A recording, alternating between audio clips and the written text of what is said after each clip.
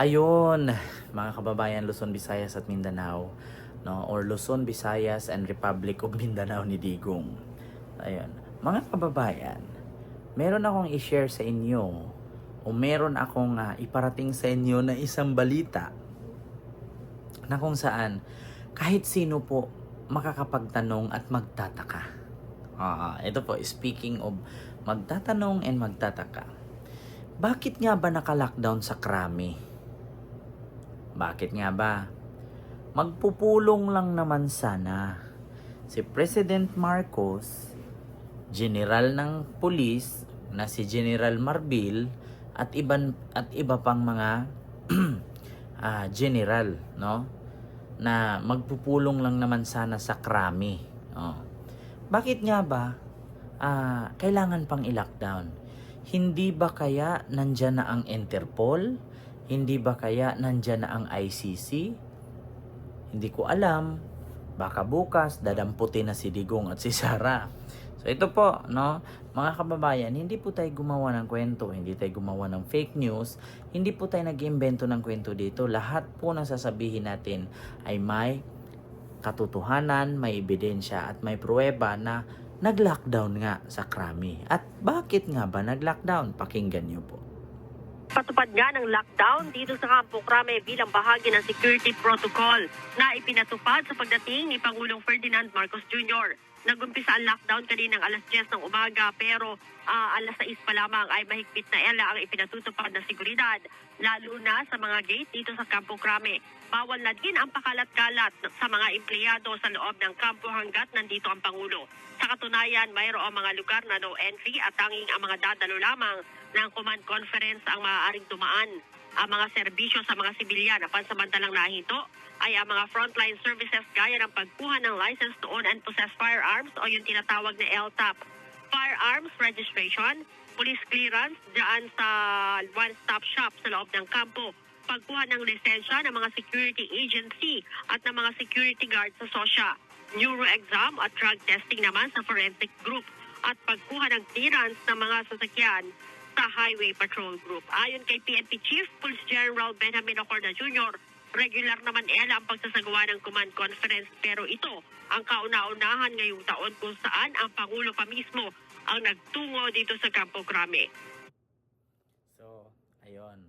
Narinig nyo po mga kababayan, no, na naka-lockdown. Bakit naman nangyari na magla-lockdown pa? At bakit dumating sa punto or dumating sa pangyayari na ila-lockdown? So, may tanong ko lang mga kababayan, bakit nga ba nag-lockdown kung magmi-meeting lang naman? Actually, ayaw kong pangunahan na mga kababayan sa Luzon, Visayas and Republic of Mindanao. Ayaw kong pangunahan pero ramdam ko po talaga na baka lang naman ha, puro may baka yung tanong natin ha. Hindi ba kaya, no? Baka nandyan na ang ICC. Hindi rin ba kaya nandyan na ang Interpol? Kasi hindi naman po pwede na dati wala namang ganyan eh. Na pag pumunta ang presidente sa Krami, bakit naka-lockdown? Oo. Na kung saan naman puro naman yan pulis dyan. At mismong headquarters yan. So, bakit kailangan i-lockdown? Oo. O baka, nako. Sabi ko sa inyo mga kababayan, ito na. Ito na siguro yung umpisa na baka, actually, ano ba ngayon? Friday, di ba? Friday ngayon. Mahirap naman siguro manghuli ng Friday kasi pagka Saturday, Sunday, walang hindi open, so hindi ka makapagpiyansa kung sakali. Kaya hindi natin alam mga kababayan na bakit nga ba pinapa-lockdown ni Pangulong Marcos ang Krami kung magmi-meeting lang naman sila. Baka nga ba nandyan na ang ICC? Baka nga ba nandyan na ang Interpol? Sabi nga ni Pangulong Bongbong Marcos doon sa kabila ng sabi ni Sara na putang ina muli sa Marcos, Bongbong Marcos, Martin Romualdez, putang ina mo, di ba? Anong sagot ni BBM nun? Magmura ka lang ng magmura. Antayin mo na lang kung ano yung gagawin ko. Sabi nga ni BBM, sa mga pagbabanta sa atin bilang isang chief executive or presidente ng Pilipinas, yan ay aking papalagan. Nako, sabi ko sa inyo, ito mga kababayan, no, sa totoo lang, kapag nasa power, wag mong banggain. Bakit? Nasa power yan. So ngayon, pag binangga mo yan, malamang sa malamang, hindi mo kayang tibagin yan. Pader yan, binabangga mo. Gawa pa sa bakal.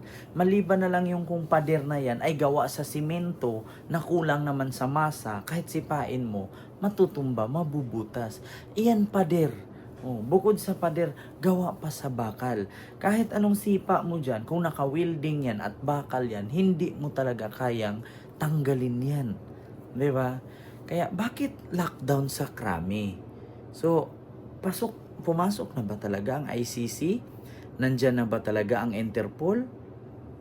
Nako, mga DDS, ito na nga sinabi ko sa inyo, no? Naalala niyo yung sabi ni BBM?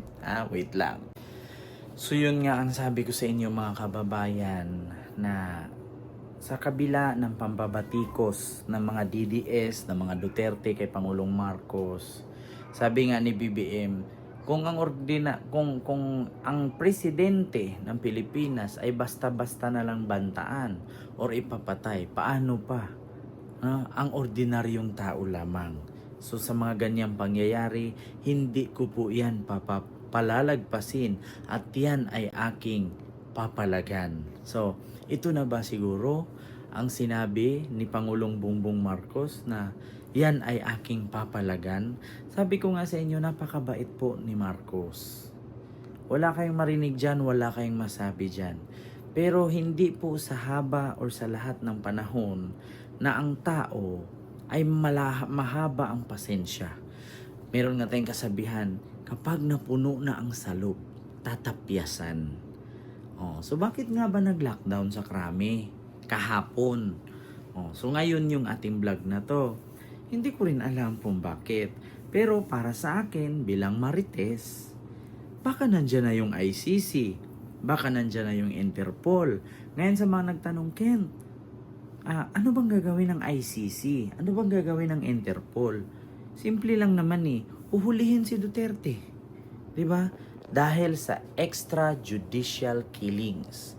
Actually, hindi ako nag-imbento ng kwento. Napanood yun naman sa balita sa UNTV na nag-lockdown nga sa Krami. Pero napaka-imposible naman po na mag-lockdown sa Krami na kahit naman saan, kahit sa Malacanang na lang papuntahin ni BBM yung mga pulis na yan mga general doon na lang mag-meeting.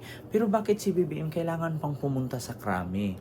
Hindi ba kaya yan, dyan nila minute up ang ICC? Dyan nila minute up ang Interpol? Naku, lockdown interview. Lockdown meeting. Bakit nga ba naka-lockdown? Pwede naman na doon na lang sana sila pumunta sa Malacanang at mag-meeting. Bakit kailangan sa Krami pa? At naka-lockdown pa. Kaya nga sabi ng ilang pulis, first time pong nangyari yan na may pumuntang presidente, naka-lockdown ang Krami.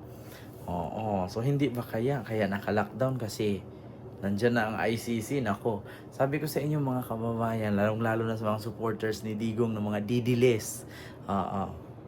Ano na? Ito na nga sinasabi ni BBM na hindi ko yan. Ang tawag doon? Sabi ni BBM na murahin mo lang ako ng murahin. Paringgan mo lang ako ng paringgan. Hintayin mo kung anong sunod na mangyari. Diba? At hindi ko yan palalagpasin at yan ay aking papalagan. Nako, Inday Sara, hinamon mo kasi si BBM. Duterte, hinamon mo kasi si BBM. Ipadir nga yan. Di ba? Bote lang kayo. Nakapagbote, bato sa pader, basag. Di ba? So yun lang yung aking reaction video mga kababayan. Naka-lockdown sa Krami. Nakapasok na nga ba ang ICC? So yun lang. Maraming salamat mga kababayan. And see you next vlog. God first. Thank you. Huwag po kayong mag-ano-ano kasi tag-ulan na. Mag-ingat po kayo palagi. So maraming salamat. Bye-bye. See you next vlog.